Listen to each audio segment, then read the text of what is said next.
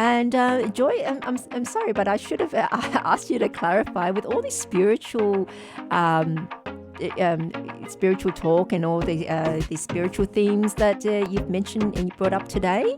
I guess people are going to wonder, is this from Christianity? Because you've mentioned lots of elements with Jesus and so forth. So is it a school, well, a branch of Christianity that you're from?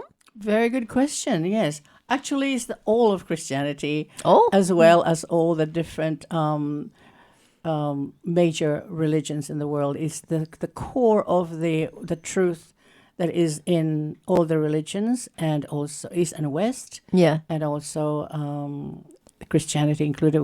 Some people might think that's an Eastern religion, but it's become Western as Yeah. well, isn't it? Being in Rome and all that. Mm. So, yeah, it's like when the truth is only one. So is it like a blend of religions? You've taken the best parts of each religion? Is that We're could taking that be the correct? truth in all the religions, only the one truth. And yes, some religions would have very much their own culture in it. For example, Hindus and and the Buddhists. Well, we take the truth, the universal truth. It's called the Summit Lighthouse. They're the ones that also talk about these very fantastic and beautiful, very profound teachings. Wow. Of the natures of the masters of East and West that are called Ascended Masters. Yeah. Ascended Masters, Jesus' own Ascended Master. Are Mary, they like Mother Mary. saints Yes. in that sense? In that sense, they are. But it has a deeper concept, because the Ascended Masters are not just saints, and they were good people that did a lot of good, but they may not have ascended. Ascension is a very specific event in a soul's life. Jesus ascended. Some of the saints that have said, Mother Mary had ascended, and Elijah and all the saints that we know in the Christian would have, in the Christian or in the biblical Judaic religion, they would have ascended. It means that they have stopped the realm of birth and rebirth. They have now freed their soul from the clutches, if you like, of the physical form and the physical karma of coming to embody, because they would have balanced 100% of their karma. But now, if we have a dispensation wherein 51% of our karma can be if we can balance that in this lifetime, we can ascend. That is a new dispensation, and the rest of the karma, the 49%, if you still have them or whatever is left of that karma, can be balanced from the etheric or the higher levels by prayer, by helping people on earth. You can still make karma. Karma is simply a consequence of your action. The way as I explained karma to people in universe is just think of like science, every action has an equal and opposite effect, and every system strives to achieve equilibrium.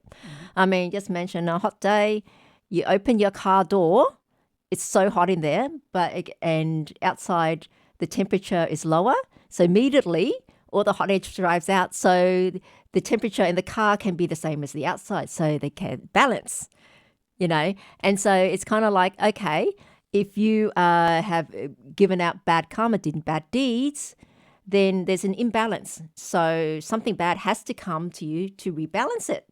So the way, if like I am a metaphysicist, I do readings, and the three things that influence how well you do in this life is one is, of course, your birth chart, your astrology, your feng shui, your environment, and 3, your own deeds.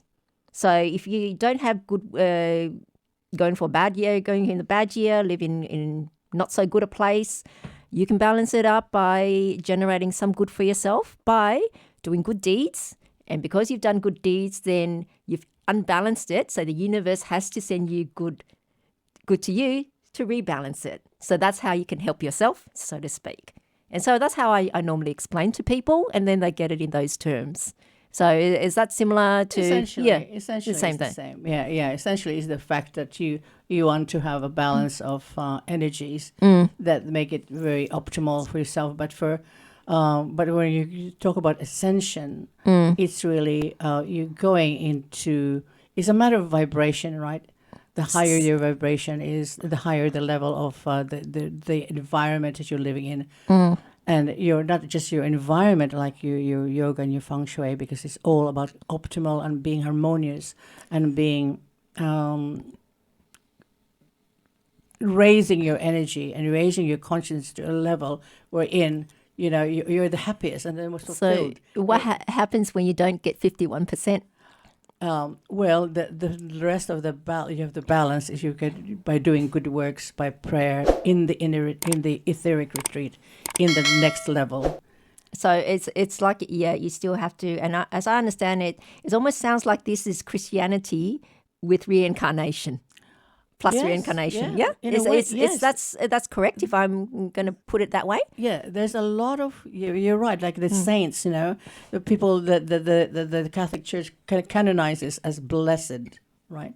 As blessed, and they're waiting for something to happen in the spiritual world so that that person now has good enough karma, if you like, and good karma that they can be called a saint. Yeah, But in the Ascended Master's teaching, yeah. it's not just being very good. It's how you have to go through the highest vibration that you will propel your soul into becoming, into freeing from this particular realm, the physical karmic realm. Okay. Yeah.